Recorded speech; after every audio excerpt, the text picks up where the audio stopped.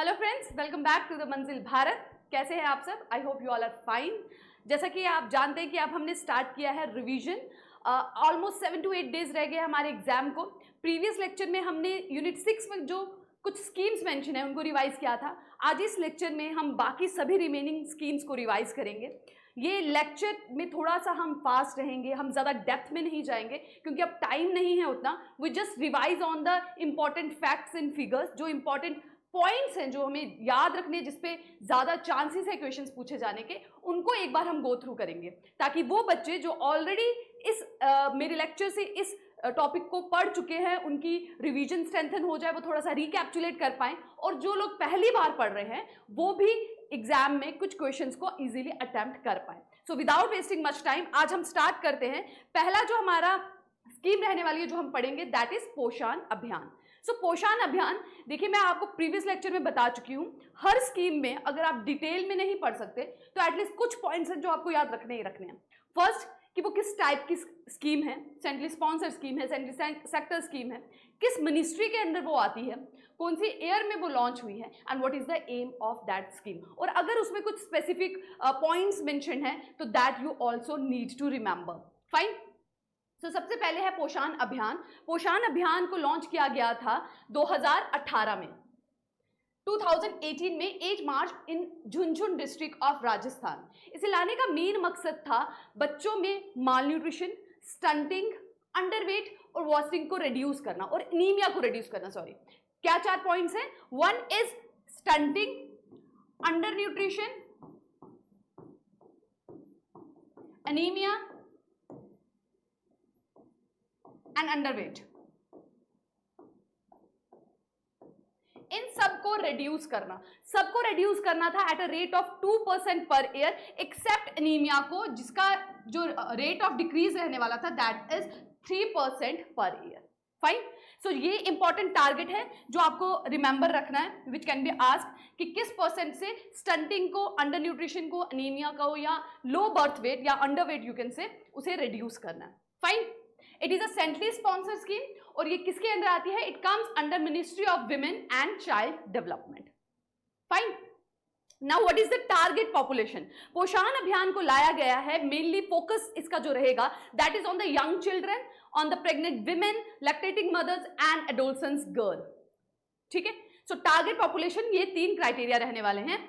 साथ ही जो डेटा है, एग्जैक्ट नंबर है जिससे स्टंटिंग को रिड्यूस करना है इन 0 to 6 years of child, the child which lie in the age group of 0 to 6 years, उसमें स्टंटिंग को रिड्यूस करने का टारगेट लिया गया है 38.4% से 25% तक बाय 2022। इट इज ऑलरेडी 2024, सो 2022 तक का ये टारगेट बनाया गया था। अभी जो रनिंग है दैट इज पोषण 2। ठीक है, क्योंकि 2022 में पोषण 1 जो स्कीम थी दैट इज कंप्लीटेड, नाउ उसको आगे एक्सटेंड किया गया है as a Poshan 2। Fine. Okay, so what are the components of this scheme? तो इसके कुछ इंपॉर्टेंट कंपोनेंट्स है जिसके थ्रू जो टारगेट है, जो एम्स है, उनको अचीव किया जाएगा। तो बेसिक इसमें है अवेयरनेस फैलाना, लोगों में बिहेवियरल और सोशल चेंज लाना। ठीक है, तो मेन जो मकसद पोषण अभियान में करना है वो है लोगों के बिहेवियर में चेंज लाना, जन आंदोलन के थ्रू। फाइन। सो बिहेवियरल चेंज लाने के लिए बहुत लार्ज स्केल पे अवेयरनेस कैंपेन चलाना जरूरी है और उसके लिए सेलिब्रेट किए जाते हैं पोषण माह एंड पोषण पखवाड़ा। ठीक है, तो ये फैक्चुअल न्यूज है जो आपको क्वेश्चन इसमें पूछा जा सकता है फैक्चुअल फिगर्स पे, जैसे कि पोषण माह कब सेलिब्रेट किया जाता है एंड पोषण पखवाड़ा कब सेलिब्रेट किया जाता है। तो पखवाड़ा is in the month of March and माह is in the month of September. Fine. So पखवाड़ा इज वीक, एक वीक लॉन्ग एक्टिविटीज की जाती है। ठीक है। ओके, नेक्स्ट पोषण 2.0। सो पोषण 2.0 क्या है? तो बहुत से प्रोग्राम्स हमारी गवर्नमेंट चलाती है न्यूट्रिशन प्रोवाइड करने के लिए। अंडर जो भी बच्चे 0 to 6 years की एज में फॉल करते हैं, या जो प्रेग्नेंट लेडीज हैं, लैक्टेटिंग मदर्स हैं, या एडोलसेंस गर्ल्स हैं, उनके न्यूट्रिशन सप्लीमेंट्स देने के लिए बहुत सी स्कीम्स चलाई जाती हैं। उन सभी स्कीम को एक अम्ब्रेला स्कीम के अंडर लाने के लिए ही पोषण 2.0 को लाया गया है। बहुत सी स्कीम जिनका मकसद एक ही है, न्यूट्रिशन प्रोवाइड करना, उनको अमलगमेट कर दिया गया है पोषण 2.0 के अंडर। फाइन। और इसके कंपोनेंट्स क्या रहने वाले हैं? कन्वर्जेंस मींस बहुत सी स्कीम टारगेट सेम है, एक साथ एक ही हेडिंग के अंदर ले आया जाएगा। फाइन। दूसरा, software application based data use किया जाएगा ट्रैक रिकॉर्ड रखने के लिए। बिहेवियरल चेंज जो जन आंदोलन के थ्रू किया जाएगा, जो पोषण अभियान का भी एक इंपॉर्टेंट फीचर है। इंसेंटिव्स दिए जाएंगे उन लोगों को जो इस अभियान में इन्वॉल्वमेंट दिखाते हैं, और जो ऑफिसर्स या जो भी वर्कर्स इसमें काम करेंगे और टारगेट को अचीव करने में हेल्प करेंगे, उनको इंसेंटिव्स प्रोवाइड किए जाएंगे। ठीक है। ट्रेनिंग और कैपेसिटी बिल्डिंग की जाएगी, एंड इन केस बेनिफिशरीज को किसी तरह का कोई ग्रीवियांस होता है तो उनके ग्रीवियांसेस का रिड्रेसल भी होगा। फाइन। अब इसमें इंपॉर्टेंट है आपको this data which can be asked कि ह्यूमन कैपिटल इंडेक्स इंडिया का क्या है। It is 180 upon out of 180 it is 116। Fine. Okay. Next है पोषण माह। जैसा हमने पहले पढ़ा, पोषण माह किस मंथ में मनाया जाता है? इन the month of September. Month long activities होती हैं, अवेयरनेस कैंपेन होते हैं, जागरूकता फैलाई जाती है about diet, about breast feed, antenatal care, इन सब के बारे में लोगों को जागरूक किया जाता है ताकि उनके अंदर एक बिहेवियरल चेंज आए और इस चीज को उनकी पूरी पर्सनालिटी में इनकलकेट कर दिया जाए। ठीक ना। सेकेंड इंपॉर्टेंट पॉइंट इज पोषण वाटिका। ये क्या है? वाटिका हिंदी में कहते हैं बगीचे को, या फिर जैसे garden sort of. Fine.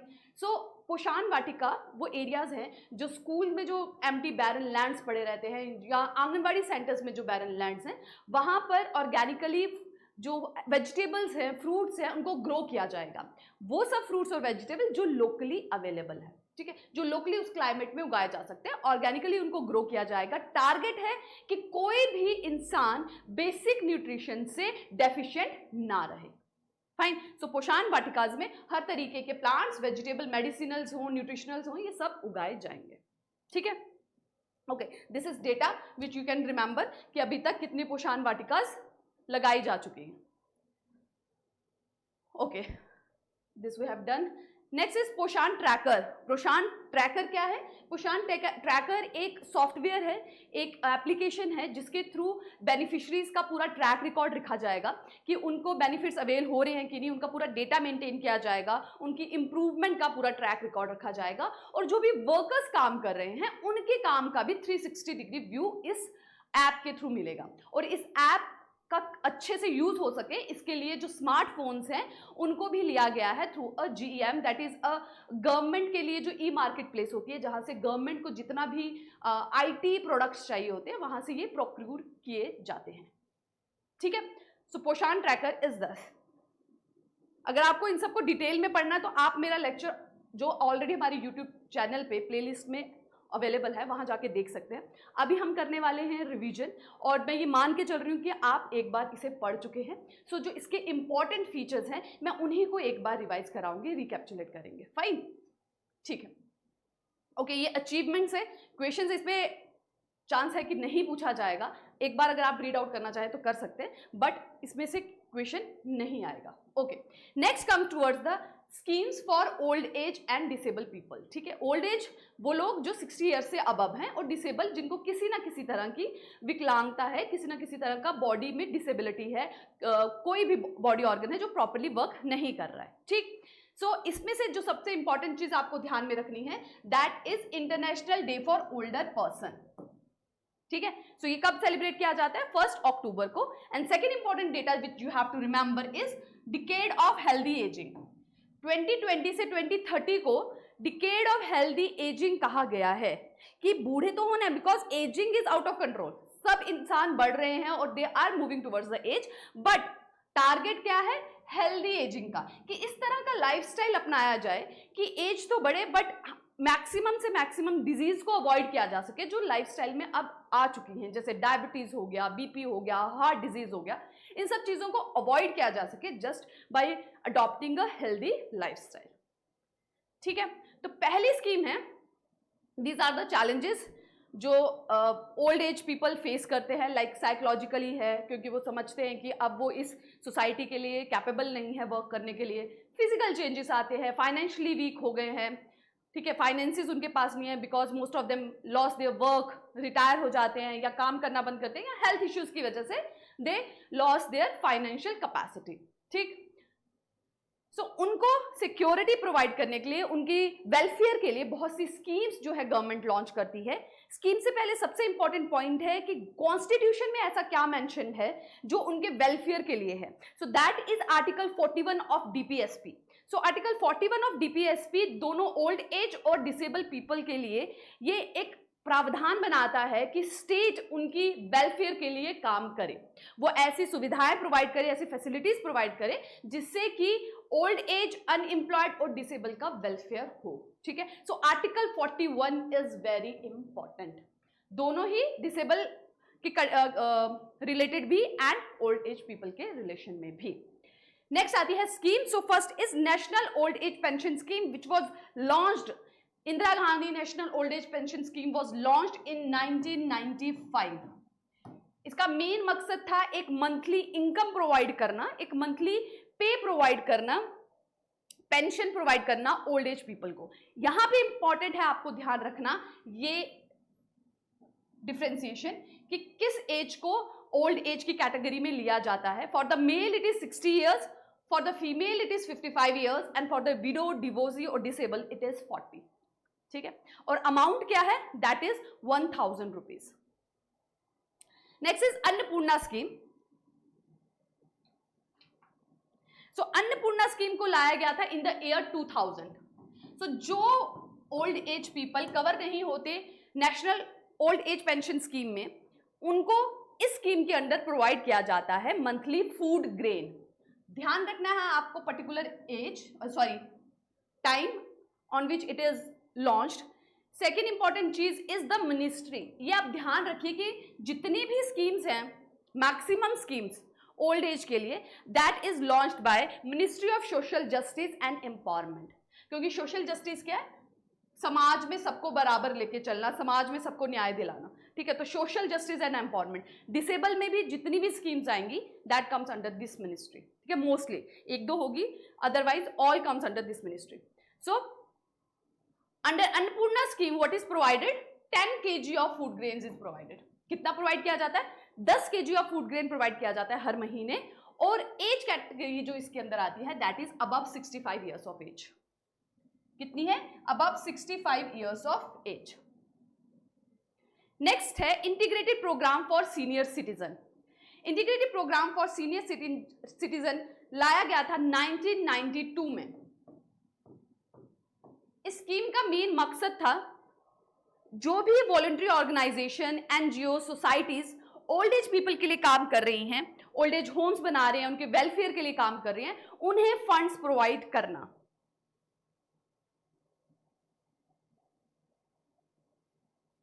Fine, okay, उनको ग्रांट इन एड प्रोवाइड करना। Grant in aid is sort of funds which is provide by the government. ठीक है, नेक्स्ट आता है state action plan for senior citizen. ये हर यूटी और state अपने अपने राज्य के ओल्ड एज पीपल्स के लिए एक फंड क्रिएट करते हैं और उस फंड से उनके वेलफेयर के लिए काम किया जाता है। ठीक है, नेक्स्ट इंपॉर्टेंट थिंग इज राष्ट्रीय वयोश्री योजना। राष्ट्रीय वयोश्री योजना विच was launched in the year 2017। 2017 में ये लाई गई थी। ये विजिबल नहीं है, तो 2017 में इसे लाया गया था। ओके, 2017 में इसे लाया गया था and it is a central sector scheme. Central sector scheme means the whole funding come from the central government. अब राष्ट्रीय वयोश्री योजना के अंदर क्या किया जाता है, aids and assistive devices provide किए जाते हैं। जैसे कि ओल्ड एज पीपल है, चल नहीं पा रहे हैं, सुन नहीं पा रहे हैं, देखने में तकलीफ है, तो उनको असिस्टिव एड्स प्रोवाइड किया जाता है। तो इस स्कीम में आपको ध्यान रखनी है the year and the thing which is provided, that is aid and assistive living devices। ठीक है, और उन सबको that have their income is less than 15,000 per month। ठीक है, जो बीपीएल की कैटेगरी में आते हैं या उनकी इनकम 15,000 पर मंथ से कम है। Okay, next is sacred. Sacred is a portal इसकी आपको कंप्लीट एब्रीविएशन को भी ध्यान रखना है, that is senior abled citizen for re employment in dignity. So जो ओल्ड एज पीपल चाहते हैं दोबारा से काम शुरू करना, सेल्फ रिस्पेक्ट से और सेल्फ डिग्निटी से लाइफ को जीना, उनके लिए इस पोर्टल को तैयार किया गया है। इस पोर्टल के जरिए उनको प्राइवेट सेक्टर के साथ लिंक किया जाता है ताकि उनकी टैलेंट के हिसाब से उनको नया काम दिया जा सके। Fine, so secret is a portal which work for the re employment of the older people.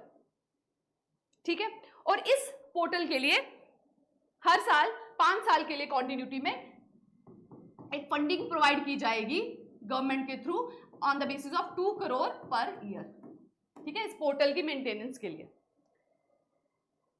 Okay, next is action group aimed at social reconstruction which work on the self help group. Self help group क्या होते हैं? जो groups होते हैं जिसमें people from the similar background वो एक साथ आते हैं और सबके ग्रोथ के लिए, सबकी अपलिफ्टमेंट के लिए काम करते हैं। दे together work for the growth and upliftment of all of them. ठीक है, तो इन सेल्फ हेल्प ग्रुप को फॉर्मुलेशन के लिए, उनके आगे प्रोग्रेस के लिए काम करता है ये group, that is action group aimed at social reconstruction.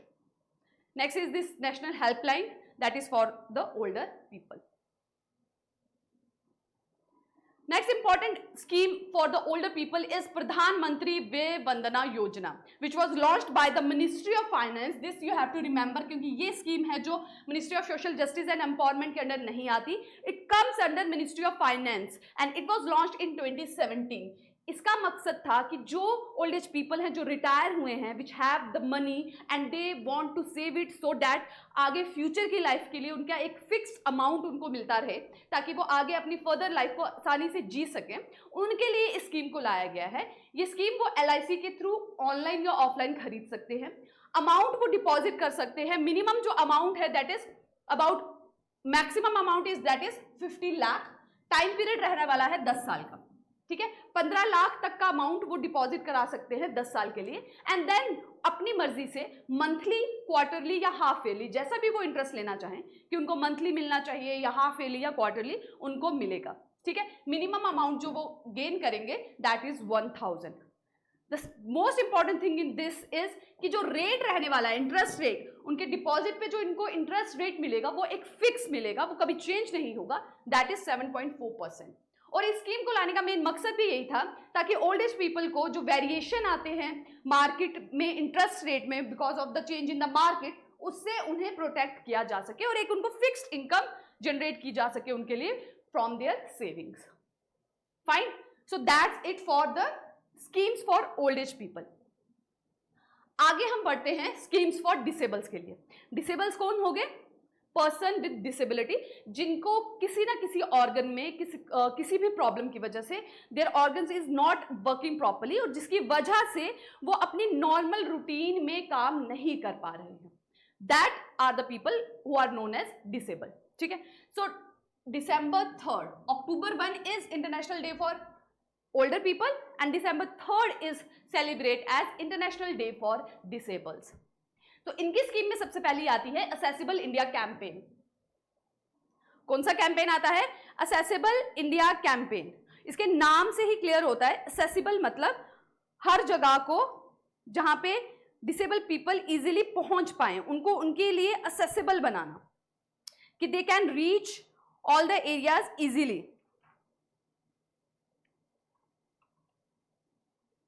Fine, okay, so this was launched in the year 2015। Ministry same है, that is social justice and empowerment. और मकसद क्या है कि कंड्यूसिव और बैरियर फ्री इन्वायरमेंट बनाना, पब्लिक ट्रांसपोर्ट को, public offices को, पब्लिक प्लेसेस को बैरियर फ्री बनाना डिसेबल पर्सन्स के लिए।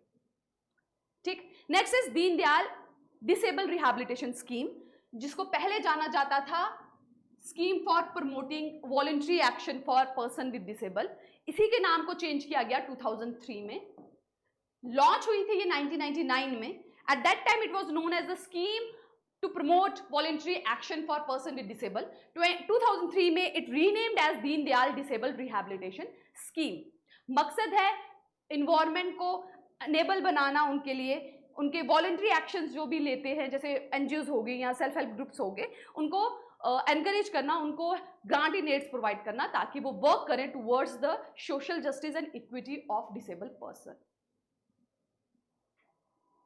ठीक है, okay. Next is ADIP, that is assistance for disabled person. तो जरूरी नहीं है कि आपको कंप्लीट स्टेटमेंट दी जाए, सिर्फ ADIP भी पूछा जा सकता है। ठीक है, सो ADIP is a scheme for disabled person, assistance for disabled person. इस स्कीम में प्रोवाइड किए जाते हैं एड्स एंड अप्लायंस। ठीक है, जैसे ओल्ड एज पीपल के लिए राष्ट्रीय वयोश्री योजना था, उसी तरह से डिसेबल्ड पर्सन के लिए this scheme is there ADIP, जिसमें एड्स एंड अप्लायंस प्रोवाइड किए जाते हैं। जिन डिसेबल पर्सन की जो मंथली इनकम है दैट इज लेस देन 15,000, उनकी एड्स एंड अप्लायंस की कंप्लीट प्राइस गवर्नमेंट पे करेगी। ठीक है, तो जिनकी भी डिसेबल पर्सन की monthly income is less than 15,000, उनकी कंप्लीट जो कॉस्ट है अप्लायंस की that will be paid by the government. और उनकी जिनकी income is lie between 15,000 to 20,000, उनकी 50% of cost will be paid by the government. ठीक है, और एड जो अप्लायंस जो प्रोवाइड किए जाएंगे स्कीम में, उनका जो मार्केट प्राइस है ना that should be less than 10,000 से ऊपर नहीं होना चाहिए। और अगर कोई ऐसा पर्सन है जिसको मल्टीपल डिसेबिलिटीज हैं, तो ये जो प्राइस है ये इंडिविजुअल डिसेबिलिटी के लिए कंसिडर किया जाएगा। कि सपोज अगर कोई पर्सन है who can not walk properly, तो उसको वॉकिंग के लिए एक असिस्टेंस चाहिए, तो उसके लिए प्राइस एक अलग 10,000 कंसिडर किया जाएगा। And he can also can not here properly, तो हेयरिंग एड के लिए भी 10,000 अलग से कंसिडर किया जाएगा। ठीक है, देन मुख्यमंत्री Divyang pension Yojana, that is the monthly pension scheme. Accessible election, that is to make election booth to make accessible for the person with disabilities. Next important आ जाता है right for person with disability act. It was first launch in 1995। ये act को सबसे पहले enact किया गया था 1995 में, 1995 में, और इसी को थोड़ा सा मॉडिफाई किया गया है 2016 में। क्या मॉडिफिकेशन लाई गई है कि नंबर ऑफ डिसेबिलिटीज को इंक्रीज कर दिया गया है 7 to 21 पे। ठीक है, तो वो जो सेरेब्रल पाल्सी होती है that is we called fits जो आते हैं, सीजर्स जो आते हैं, that is also included in this now. ठीक है, डिसेबिलिटी में उसे कंसीडर किया जाता है। साथ ही रिजर्वेशन को रखा गया है। गवर्नमेंट जॉब में they will get reservation of 4%, education में 5%, एंड पॉवर्टी एलिवेशन स्कीम में दे विल गेट 5% रिजर्वेशन। ठीक है,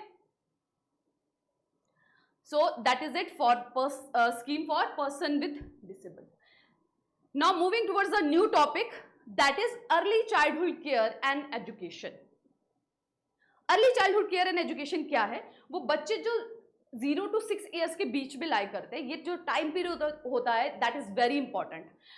अगर हम इसे फिजिकल ग्रोथ के हिसाब से देखें, मेंटल ग्रोथ के हिसाब से देखें, इमोशनल ग्रोथ के हिसाब से देखें, हर एंगल से this time period is very important. और इसी चीज को ध्यान में रखते हुए इस स्कीम को, इस प्रोजेक्ट को, इस प्रोग्राम को लाया गया है कि जो भी बच्चे हैं, क्योंकि हमारे देश में एक बहुत बड़ा परसेंटेज ऑफ पॉपुलेशन है जो पॉवर्टी लाइन पे के बिलो लाई करता है, बच्चे तो वहां पे भी हैं, उनको भी वही सब चीजें चाहिए, प्रॉपर न्यूट्रिशन चाहिए, हेल्थ मॉनिटरिंग चाहिए, एजुकेशन चाहिए, प्रॉपर केयर चाहिए, उनका भी हक है। और एक रिस्पॉन्सिबल आगे एक फ्यूचर डेवलप्ड भारत को बनाने के लिए उनको भी ये चीजें सही टाइम पे सही तरीके से प्रोवाइड करना is important. So that's why this programme was launch, that is early childhood care and education. ठीक है, सो इंपॉर्टेंस क्या है, जैसे मैं आपको पहले बता चुकी हूँ कि फिजिकल, क्योंकि यही टाइम पीरियड है जब एजुकेशन को देखें, सोशलाइजेशन को देखें, इमोशनल ग्रोथ को देखें, सब बहुत इंपॉर्टेंट रोल प्ले करती है इस टाइम पीरियड में। एंड इट डिसाइड कि एक बच्चा फ्यूचर में जाके किस तरह से अपनी सोसाइटी को कंट्रीब्यूट करेगा।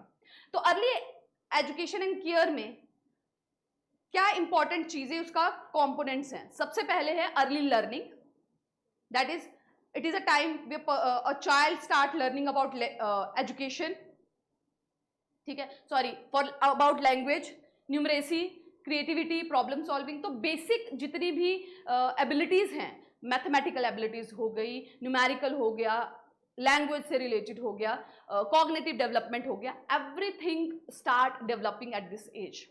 तो कॉम्पोनेंट्स है, क्या क्या चीज़ों पे ध्यान रखा जाएगा अर्ली लर्निंग पे, हेल्थ पे, social and emotional development, that is the part of socialization, and parental involvement, क्योंकि parents play a very important role in this age, तो उनके involvement को भी बहुत importantly इसमें inculcate किया जाएगा. ठीक है. Next, Article 45 में it has been mentioned कि हर बच्चे का, that is जो हर बच्चा जो 0 to 6 years की एज में फॉल करता है, that has a fundamental right to get early care and education, early childhood care and education. ठीक है. So these are the some components which are mention in the national ECCE policy, that is national early childhood care and education policy. इसमें different age portion में क्या क्या चीज़ें provide की जाएंगी, कौन कौन सी स्कीम्स प्रोवाइड की जाएंगी, उसका मेंशन किया गया है. सो कंसेप्शन से बर्थ के बीच में the focus is on the antenatal and postnatal health, nutrition and birth. Birth से 3 साल के बीच में फोकस किया जाएगा सर्वाइवल पे, सेफ्टी पे, हेल्थ पे एंड न्यूट्रिशन पे. And 3 to 6 years there is a focus on pre school education, protection from hazards and health care और nutrition. So what are the schemes for this, for providing early childhood care and education? One is ICDS, that is International Child Development Scheme, Integrated Child Development Scheme, Integrated Child Development Scheme, which comes under Saksham Anganwadi and Poshan 2.0. ये हम previous lecture में revise कर चुके हैं. सक्षम anganwadi scheme क्या है, जिसमें एग्जिस्टिंग जितने भी आंगनवाड़ी सेंटर्स हैं उनको रेनोवेट करना, उनको रिजुविनेट करना, उनमें मॉडर्न टेक्नोलॉजी को इन्वॉल्व करना. ठीक है. सो मकसद है इंटीग्रेटेड चाइल्ड डेवलपमेंट स्कीम का to decrease the mortality, morbidity and malnutrition. ठीक है. तो क्या क्या प्रोवाइड किया जाएगा, आंगनवाड़ी सेंटर के थ्रू ही ये सब चीज़ें प्रोवाइड की जाती हैं. फोकस वही है, nutrition, health, immunisation, monitoring, education. ठीक है. वो सारी चीज़ें सेम रहने वाली है इन सब चीज़ों में. PM पोषण ऑलरेडी हम रिवाइज कर चुके हैं. Next is national health mission. उसके अंडर भी जो फोकस रहता है that is towards reducing the mortality rate and maternity mortality rate. ये थोड़ा गलत हो गया. Infant mortality rate and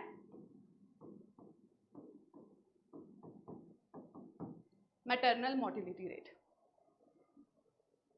These are some challenges जो कि early childhood care and education को अचीव करने के रास्ते में आते हैं, जैसे कि ह्यूमन रिसोर्स का अनअवेलेबल होना, क्वालिटी इश्यूज, फंड्स का लैक करना, प्राइवेट सेक्टर्स के साथ कुछ इश्यूज. ठीक है. सो कन्वर्जेंस का इशू, बिकॉज मल्टीपल स्कीम्स हैं, मकसद सबका एक ही है, अलग अलग मिनिस्ट्री के अंडर आती हैं, अलग अलग डायरेक्शन में काम करती हैं, जिसकी वजह से कन्वर्जेंस नहीं होता और उसकी वजह से मिस यूज ऑफ आप कहे रिसोर्सेज बहुत ज़्यादा हो जाता है. ठीक है. So these are the measures. Okay. Next हम करेंगे national health and family welfare programmes. National health and family welfare programmes में 2 टाइप्स की हम स्कीम्स करेंगे. First which are focus on providing better health facilities and second which are focus towards the family planning programmes और family welfare programme. ठीक है. पहला आ जाता है Ayushman Bharat, which is a centrally sponsored scheme जो कि लाई गई थी 23 सितंबर 2018 को. 23 सितंबर एंड 2018 में लाई गई थी आयुष्मान भारत स्कीम, जिसका मकसद था लोगों को primary, secondary and tertiary health care provide करना. Primary, secondary and tertiary health care provide करना. The scheme is divided into 2 portion. One is Pradhan Mantri Jan Arogya Yojana, under which secondary and tertiary health care is provided. Pradhan Mantri Jan Arogya योजना.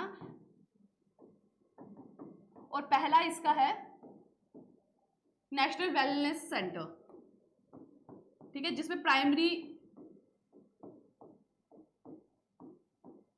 Care provide की जाती है और उसमें secondary और tertiary. Primary क्या हो गया कि आप गए, डॉक्टर को आपने दिखाया और आपको मेडिसिन डॉक्टर ने प्रिस्क्राइब कर दिया, यू गेट द मेडिसिन. ठीक है. सेकेंडरी एंड टर्शरी में आ जाते हैं इन्वेस्टिगेशन एंड सर्जिकल प्रोसीजर. ठीक है. सो आयुष्मान भारत के अंडर ये तीनों तरीके की, तीनों के लेवल पे जो है आपको हेल्थ केयर जो फैसिलिटीज है प्रोवाइड की जाएगी. इंश्योरेंस सॉर्ट ऑफ प्रोवाइड किया जाता है. इंश्योरेंस कवरेज कितना है, ऑफ अबाउट 5 लाख. ठीक है. 5 लाख का इंश्योरेंस कवरेज है पर ईयर, पर फैमिली. ठीक है. 5 लाख पर ईयर पर फैमिली. 2018 में इसे लाया गया था और 2 पार्ट्स में इसे डिवाइड किया गया। ठीक, ओके। नेक्स्ट आती है प्रधानमंत्री स्वास्थ्य सुरक्षा निधि। इसके अंदर एक फंड बनाया गया है जिसमें गवर्नमेंट के थ्रू फाइनेंस डाला जाता है, और वो फाइनेंस कहाँ से आता है? It comes from health and education cess, and this fund is used for the schemes which are formulated for health. ठीक है, हेल्थ सेक्टर में जितनी भी स्कीम्स बनाई जाती हैं उन पे जितना भी खर्चा होता है या एक्स्ट्रा फंड की जरूरत पड़ती है, तो वो पैसा कहाँ से लिया जाता है? वो प्रधानमंत्री स्वास्थ्य सुरक्षा निधि से लिया जाता है। ठीक है, और इस फंड में पैसा कहाँ से आता है? It comes from the cess, that is tax on tax. ठीक है, नेक्स्ट आता है प्रधानमंत्री स्वास्थ्य सुरक्षा योजना विच वॉज लॉन्च इन 2003, जिसका मेन मकसद है एम्स लाइक स्ट्रक्चर्स को बनाना। एम्स लाइक मतलब जो AIIMS is considered as a best medical institute in our country, तो इसी तरह के इंस्टीट्यूट हर स्टेट में हर जगह पे बनाना, ताकि लोगों को दिल्ली एम्स में ना जाना पड़े, उनको अपने घर के पास, अपने एरिया में, अपनी स्टेट में high quality health facilities available हो जाएं। Next is Rashtriya Kishor Swasthya Karyakram which was launched in 7 January 2014, focus in on providing better health nutrition to the better health facilities to adolescents. ठीक है, चाहे वो मेल हो चाहे वो फीमेल एडोलसेंस हो, अनीमिया की प्रॉब्लम है, फोलिक एसिड प्रोवाइड करने हैं, डीवॉर्मिंग प्रोवाइड करनी है, सो ये सब फैसिलिटीज प्रोवाइड की जाती हैं अंडर राष्ट्रीय किशोर स्वास्थ्य कार्यक्रम। नेक्स्ट इज मिशन इंद्रधनुष, जिसका फोकस है इम्यूनाइजेशन प्रोवाइड करना। इट वॉज लॉन्च इन 25 दिसंबर 2014। ठीक है, पूरे कंट्री में जितने भी बच्चे पैदा हो रहे हैं, जितने भी मदर्स हैं, लैक्टेटिंग मदर्स हैं, प्रेग्नेंट लेडीज हैं, सबको प्रोवाइड करनी वैक्सीनेशन, ताकि जिन बीमारियों का इलाज अवेलेबल है उनसे इन सबको बचाया जा सके। ठीक है, टारगेट था कि 2 साल के अंदर हम 100% जो कवरेज है वो कर लें। ठीक है, so these are the various stages of Indradhanush mission. Indradhanush mission 1 was in 2017, 2.0 in 19 and 3.0 is 2021.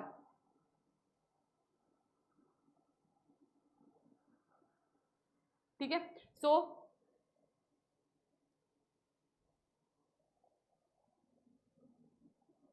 This table you can go through once. ठीक है, जिसमें मेंशन है कि कितना कवरेज हुआ है 2017 में, 2019 में कितना कवरेज हुआ है, 2021 में। This accelerate coverage.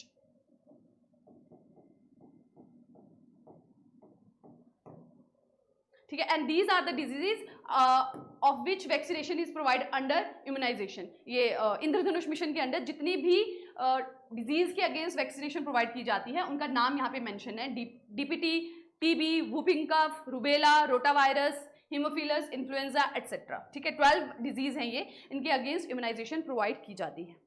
Next comes the Integrated Child Development Service, which was launched in 2nd October 1975, and it comes under the Ministry of Women and Child Development. It is a centrally sponsored scheme, and its main aim is to improve the nutritional health status of children falling in the age group of 0 to 6 years.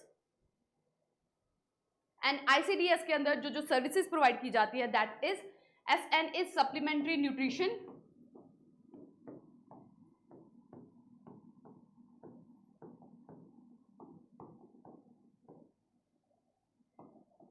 supplementary nutrition, preschool non-formal education, nutrition and health education, immunization, health checkup, referral services. referral services मतलब अगर anganwadi centres में कुछ ऐसी facilities नहीं available हैं, कुछ serious cases देखे जाते हैं, तो उनको फर्दर कम्युनिटी हेल्थ सेंटर्स में या डिस्ट्रिक्ट हॉस्पिटल में रेफर किया जाता है।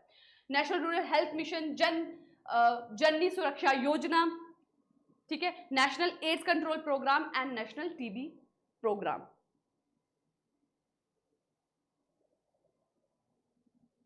So these all are the services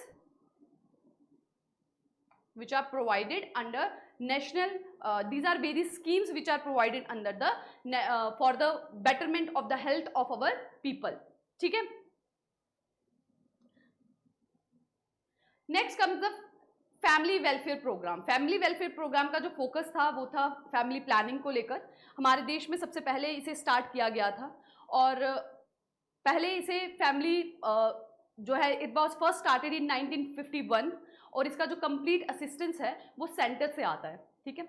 मकसद है कि पॉपुलेशन को कंट्रोल किया जा सके, साथ ही साथ जो लाइफ की क्वालिटी है, जो न्यूट्रिशन है, हेल्थ स्टेटस है, उस सबको इम्प्रूव किया जा सके, बच्चों में प्रॉपर स्पेसिंग लाई जा सके और विमेंस का जो एम्प्लॉयमेंट वेलफेयर है उसे भी इम्प्रूव किया जा सके। So these all are the objective of family welfare programme. Objectives further this has been mentioned same ही हैं which I have already enumerated. अब गोल्स क्या रहे हैं हमारे? गोल्स ये रहा है कि बर्थ रेट को डिक्रीज करना 29 से 21 तक पर 1000, डेथ रेट को डिक्रीज करना from 10 to 2.3, family size, average family size को रिड्यूस करना from 4.2 to 2.3, infant mortality rate को रिड्यूस करना from 79 to 60 and neonatal that is net reversal ratio को रिड्यूस करना फ्रॉम 148 टू 1।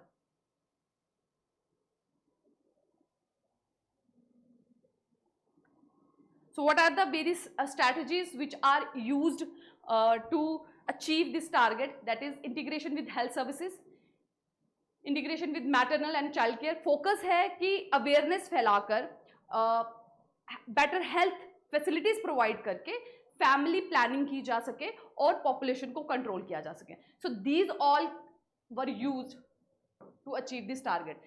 Mass media के through awareness की गई, literacy provide की गई, एज, मैरिज की एज को इंक्रीज किया गया, जो लोग इस टारगेट को अचीव करने में हेल्प करते हैं उनको इंसेंटिव्स प्रोवाइड किया गया, बेसिक नीड्स को उनकी फुलफिल किया गया। सो इन सारी स्ट्रेटजीज को यूज करके जो टारगेट है फैमिली एवरेज फैमिली साइज को रिड्यूस करने का वो अचीव किया गया। अदर्स जो मेथड है वो यूज किए गए, जैसे बैरियर मेथड हो गया या टर्मिनल मेथड हो गया। टर्मिनल मेथड में स्टरलाइजेशन की जाती है और बैरियर मेथड में यूज किए जाते हैं various types of methods like physical, chemical और कंबाइंड, ठीक है। सो ये थे health and family welfare programmes. Next हम करेंगे जो हमारा यूनिट 6 का लास्ट टॉपिक है, that is children act and children right. इसके साथ जो है हमारा यूनिट 6 कंप्लीट हो जाएगा। So children act and children right में सबसे पहले हमें ये याद रखना है कि कॉन्स्टिट्यूशन में कौन कौन से राइट इन्यूमरेटेड हैं, ठीक है। तो सबसे पहला आ जाता है आर्टिकल 14 जो बात करता है लॉ के बारे में, राइट टू इक्वालिटी के बारे में, कि हर इंसान जो है लॉ के सामने बराबर है, equality before law and equal protection of law. और यही दोनों राइट अवेलेबल है चिल्ड्रन को भी। नेक्स्ट जो अवेलेबल है दैट इज आर्टिकल 15 कि बच्चों को किसी भी बेस पे डिस्क्रिमिनेट नहीं किया जा सकता, not at the terms of religion, race, caste, sex और प्लेस ऑफ बर्थ, ठीक है। नेक्स्ट आता है आर्टिकल 21 जिसमें कहा गया है protection of life and personal liberty, ये राइट भी अवेलेबल है चिल्ड्रन को, ठीक है। So article 14 that is right to equality, article 15 right against discrimination, article 21 that is protection of life and personal liberty, ये तीनों अवेलेबल हैं चिल्ड्रन को, बच्चों को, ठीक है। नेक्स्ट आर्टिकल आता है आर्टिकल 21 जो बात करता है कि हर बच्चा जो 6 से 14 साल के बीच का है उसे फ्री और कंपलसरी एजुकेशन प्रोवाइड की जाएगी, और इस आर्टिकल को लाया गया है by 86th amendment act, constitutional amendment act. Next article जो फंडामेंटल राइट का उनको अवेलेबल है that is article 23 and article 24। Article 24 बात करता है prohibition of employment of children in factories, और आर्टिकल 23 बात करता है ट्रैफिकिंग की, ठीक है। So protection against trafficking. So बच्चों को फंडामेंटल राइट है कि उन्हें ट्रैफिकिंग के अगेंस्ट बचाया जा सके, फोर्स लेबर से बचाया जा सके, साथ ही उन्हें किसी भी तरह की फैक्ट्रीज में काम कराना, एम्प्लॉयड करना, that is also prohibited under article 24। तो 23 और 24 इज वेरी इंपॉर्टेंट। ये ऑलरेडी और भी बहुत से टॉपिक मेंशन है यूनिट 2 में, 3 में, जिसमें ये आर्टिकल हमने पढ़े हैं, तो ये दोनों आर्टिकल आपको ध्यान रखने हैं, ठीक है। नेक्स्ट इज आर्टिकल 29 जो कि बात करता है माइनॉरिटीज की हक की। तो माइनॉरिटीज में बच्चे भी आते हैं, तो बच्चों को भी ये हक है कि वो अपने लैंग्वेज को, स्क्रिप्चर को, कल्चर को बचा सके। तो उनका ये हक है कि उनको जो एलिमेंट्री एजुकेशन है वो उनको अपनी वर्नाकुलर लैंग्वेज में, अपनी मदर टंग में दी जाए। आर्टिकल 39 बात करता है कि उनको किसी भी तरह के अब्यूज से बचाया जा सके, ठीक है। आर्टिकल 39F बात करता है कि उनको पूरा हक है एक हेल्दी इन्वायरमेंट का और हेल्दी डेवलपमेंट का।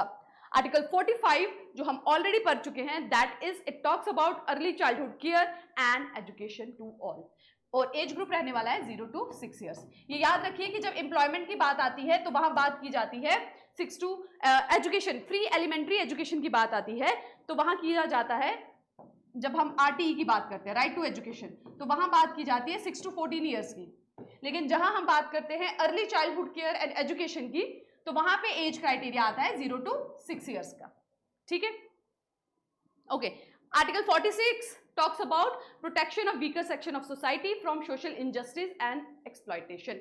तो यहाँ पे weaker section में आ जाती हैं women, minorities and children, old age people, disabled, all comes under this article।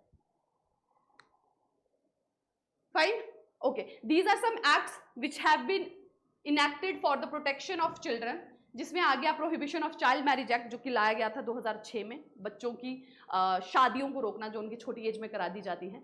Child labour को प्रोहिबिट करने के लिए एक्ट लाया गया था 1986 में, और ट्रैफिकिंग को प्रिवेंट करने के लिए लाया गया था 1956 में। सो एट द मोस्ट इनकी डेट्स पूछी जा सकती हैं, अदरवाइज एक केस स्टडी के बेस पे आपको क्वेश्चन आ सकता है, क्योंकि मैक्सिमम प्रीवियस ईयर में केस स्टडी बेस्ड क्वेश्चन ही पूछे गए हैं। तो you just have to identify, अगर केस स्टडी के बेस में आया तो आपके जो कंसेप्ट्स हैं उनकी टेस्टिंग होगी। आपको जस्ट एक सिचुएशन दे दी जाएगी और आपको ये बताना होगा कि ये किस एक्ट के अंडर फॉल करेगी ये पर्टिकुलर सिचुएशन। क्या ये ट्रैफिकिंग का केस होगा, क्या ये बैगरी का होगा, क्या ये फोर्स लेबर का होगा, या ये चाइल्ड लेबर का होगा। ठीक है, so that is more about conceptual clarity. So protection of children from sexual offences act, that is very important, POCSO जो कि 2012 में लाया गया था। इसमें बच्चों को सेक्सुअल अब्यूज से बचाने के लिए जो सारी प्रक्रिया है उसके बारे में मेंशन किया गया है, और उनको जो भी कल्प्रिट्स है उनको क्या क्या सजा दी जा सकती है वो सब इसमें मेंशन किया गया है। ठीक है, हर वो आप कहें human being that is less than the age of 18 years, it is considered as child in this act. ठीक है, और ये ध्यान रखा जाएगा कि जो जुडिशियल प्रोसीडिंग हो वो बड़ी चाइल्ड फ्रेंडली हो, उनको हर तरीके की सिक्योरिटी प्रोवाइड की जाए चाइल्ड को, कि फर्दर वो ऑलरेडी एक अब्यूज से गुजरे और उनको फर्दर कोई और ट्रॉमा ना झेलना पड़े। ठीक है, और the most important point is gender neutral. ठीक है, चाहे चाइल्ड बॉय हो या गर्ल हो, दोनों को इक्वल प्रोटेक्शन प्रोवाइड की जाएगी। Fine, okay, next is juvenile justice care and protection of children act 2015। this is second most important act जो 2016 में लाया गया था। इसमें उन दोनों बच्चों की बात की गई है, पहले वो जो किसी तरह के कन्फ्लिक्ट में हैं, लाइक जो किसी तरह की क्रिमिनल एक्टिविटी में इन्वॉल्व हो जाते हैं बिकॉज ऑफ वेरियस रीजंस। ठीक है, जुवेनाइल डेलिक्वेंसीज के जो केसेस होते हैं। सेकेंड आया child in need of care and protection, वो बच्चे जो किसी अब्यूज का शिकार हुए हैं। तो दोनों तरह के बच्चों को केयर और प्रोटेक्शन प्रोवाइड करने के लिए ये एक्ट लाया गया था। ठीक है, उनके लिए एक जुवेनाइल जस्टिस बोर्ड बनाया जाएगा और साथ ही रिहैब सेंटर्स भी क्रिएट किए जाएंगे। Okay, on the basis of किस टाइप के क्राइम्स हैं उनको 3 पार्ट्स में डिवाइड किया गया है। अगर पैटी केसेस हैं तो 3 साल तक की सज़ा होती है, सीरियस होंगे तो 3 साल से ज़्यादा की सज़ा होगी, हीनियस हुआ so it can be elongated based on the severity of the case. Next is जो कॉन्स्टिट्यूशन में बहुत इंपॉर्टेंट आर्टिकल और एक्ट के थ्रू एक कमीशन बनाई गई है, that is national commission for protection of child right. That is a statutory body जो बनाई गई थी एक्ट के through, that is national commission for protection of child right. It comes into force in 2007। ये आती है ministry of women and child development के under, और इसका काम है कि बच्चों से रिलेटेड जितने भी क्राइम्स होते हैं उनके राइट्स की बात करनी हो, उनके हकों की बात करनी हो, उनकी एजुकेशन की बात हो, अब्यूज़ की बात हो, क्राइम्स की बात हो उनके अगेंस्ट, उन सब का जो आप कहे सर्विलेंस है वो इस कमीशन के पास होता है। ठीक है, ये स्टैट्यूटरी क्यों है?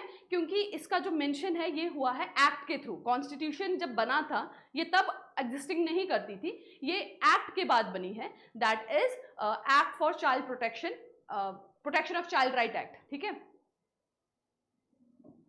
Protection of child right act. इसके इनैक्टमेंट के बाद ही इस कमीशन को जो है फॉर्मुलेट किया गया था। नेक्स्ट है चाइल्ड राइट प्रोग्राम्स। ठीक है, जिसमें जो हम ऑलरेडी रिवाइज कर चुके हैं, जैसे ICPS that is integrated child protection scheme है। ठीक, next these are some structures. Next जो इंपॉर्टेंट चीज़ हमें पढ़नी है, जो रिवाइज हमें एक बार गो थ्रू करना है, वो है अडॉप्शन और फॉस्टर के बारे में, ठीक है, कि what is adoption and second is what is foster. तो पहला है फॉस्टर केयर। फॉस्टर केयर में क्या होता है कि अगर कभी कभार कोई बच्चा है जिसके पेरेंट्स बिकॉज ऑफ कोई डिजीज की वजह से या फाइनेंशियल कंडीशन की वजह से या वो जेल में इसकी वजह से बच्चों की देख रेख नहीं कर सकते, तो थोड़े से टाइम के लिए बच्चों को एक फॉस्टर केयर में छोड़ दिया जाता है। तो एक ये टेम्परेरी प्रोविजन है, ठीक है, अनरिलेटेड या एक्सटेंडेड फैमिली में बच्चों को भेज दिया जाता है, क्योंकि जो बायोलॉजिकल पेरेंट्स है वो अभी इस कंडीशन में नहीं है कि बच्चों का ध्यान रख सके, ठीक है। तो ये टेम्परेरी प्रोविजन है। बायोलॉजिकल पेरेंट्स के पास हक पूरा रहता है, वो हक ट्रांसफर नहीं होता। So that is the condition of foster care. और कोशिश की जाती है कि सिबलिंग्स को एक साथ रखा जाए, ठीक है।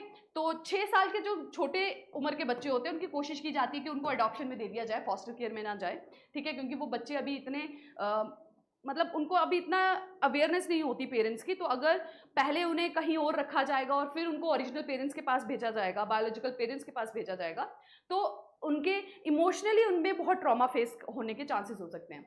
बट 6 to 14 ईयर्स के बच्चे कंसीडर किए जाते हैं कि दे आर मोर अवेयर, तो उन्हें दिया जाता है फॉस्टर केयर में, ठीक है। सो फॉस्टर केयर में भेजने का रीज़न ये यहाँ मेंशन है कि मेडिकल की वजह से, कि कोई मेडिकल कंडीशन है, that's why they can not take care of the child, basic financial facilities नहीं है उनके पास, उसकी वजह से वो अपने पेरेंट्स बच्चों का ध्यान नहीं रख सकते, उसकी वजह से उनको दिया जाता है फॉस्टर केयर में। नेक्स्ट आता है अडॉप्शन। अडॉप्शन में हमारे देश में अडॉप्शन को रेगुलेट करती है important nodal agency, that is कारा, ठीक है। कारा इस देश के अंदर और देश से बाहर बच्चों की अडॉप्शन को रेगुलेट करती है। अगर भारत का बच्चा देश के अंदर अडॉप्ट किया जा रहा है या फिर वो फॉरेन में भी अडॉप्ट किया जा रहा है, तो उसका जो पूरा प्रोसीजर है that will be take care by CARA, ठीक है। ओके, तो अडॉप्शन के लिए 2 एक्ट आते हैं। वन इज हामा, that is Hindu adoption marriage maintenance act 1956, जिसके अंदर हिंदू, बुद्धिस्ट, जैन और सिख अडॉप्ट कर सकते हैं हिंदू चाइल्ड को, ठीक है। एक सेरेमनी होती है दैट इज दत्तका ceremony, that is not important क्योंकि ये एक तरह से रिचुअल सेरेमनी होती है। अगर जस्ट ट्रांसफर ऑफ डीड्स हो गया, ट्रांसफर ऑफ आप कहें ओनरशिप हो जाएगी, तो दैट इज सफिशिएंट। दत्तका सेरेमनी इज नॉट, दत्तका होम ceremony is not so important under HAMA, ठीक है, क्योंकि ये एक रिचुअल सेरेमनी है। सेकेंड आता है JJA, दैट इज रजिस्टर्ड, ये एक पोर्टल है जिसके अंडर आप रजिस्टर कराते हैं, उसके बाद पूरे घर की स्टडी की एक रिपोर्ट बनाई जाती है और उसके बाद डिस्ट्रिक्ट मजिस्ट्रेट और एडिशनल डिस्ट्रिक्ट मजिस्ट्रेट अडॉप्शन का ऑर्डर इशू करता है, ठीक है। सो जुवेनाइल जस्टिस एक्ट के अंडर आपको रजिस्टर करना पड़ता है, पूरे होम का एक रिपोर्ट बनाई जाती है और फिर DM ऑर्डर इशू करता है। HAM के अंडर कोर्ट के ऑर्डर के थ्रू अडॉप्शन होती है, ठीक है। अडॉप्शन के जो चैलेंजेस हैं वो हैं कि एक बहुत लेंथी प्रोसीजर है, क्योंकि कोर्ट का इन्वॉल्वमेंट है, मजिस्ट्रेट का इन्वॉल्वमेंट है, तो एक बड़ा लेंथी प्रोसीजर हो जाता है। बहुत से पेरेंट्स को रजिस्टर करने के बाद 2-2 साल 3-3 साल के बाद तक भी अडॉप्शन नहीं होता है, वो अडॉप्ट नहीं कर पाते हैं बेबी को, ठीक है। और इलीगल प्रैक्टिसेस बहुत ज़्यादा होती हैं हमारे देश में क्योंकि पॉपुलेशन बहुत ज़्यादा है। सेकेंड इंपॉर्टेंट चीज़ जो क्वेरी कमेंट सेक्शन में पूछी जा रही थी कि क्या एक सिंगल मेल अडॉप्ट कर सकता है, तो according to the CARA's new rule हमारे देश में सिंगल मेल अडॉप्ट नहीं कर सकता फीमेल चाइल्ड को, ठीक है। लेकिन अगर वो मैरिड है with the consent of his spouse वो अडॉप्ट कर सकता है, लेकिन जो एज डिफरेंस है वो 25 ईयर्स होना चाहिए। अगर एक फीमेल है, ठीक है, फीमेल सिंगल है, वो अडॉप्ट कर सकती है दोनों मेल और फीमेल को, ठीक है, दोनों मेल और फीमेल को अडॉप्ट कर सकती है। लेकिन अगर सिंगल मेल है तो वो सिर्फ और सिर्फ अडॉप्ट कर सकता है बॉय चाइल्ड को, ठीक है, वो गर्ल को अडॉप्ट नहीं कर सकता। वो गर्ल को अडॉप्ट कर पाएगा अगर वो मैरिड है और only after the consent of his wife, ठीक है, क्लियर है। सो इसके साथ हमने यूनिट 6 को रिवाइज कर दिया है, बहुत फास्ट फॉरवर्ड मोड में किया है ताकि मैक्सिमम से मैक्सिमम चीज़ों को मैं एक बार रिवाइज करा सकूं, एक बार गो थ्रू करा सकूं, ताकि आप एक बार दोबारा से उनको रिकैप्चुलेट कर सकें। नेक्स्ट वीडियो लेक्चर में हम करेंगे एक यूनिट 5 के इंपॉर्टेंट टॉपिक्स को revise. Till then take care, keep working hard and thank you.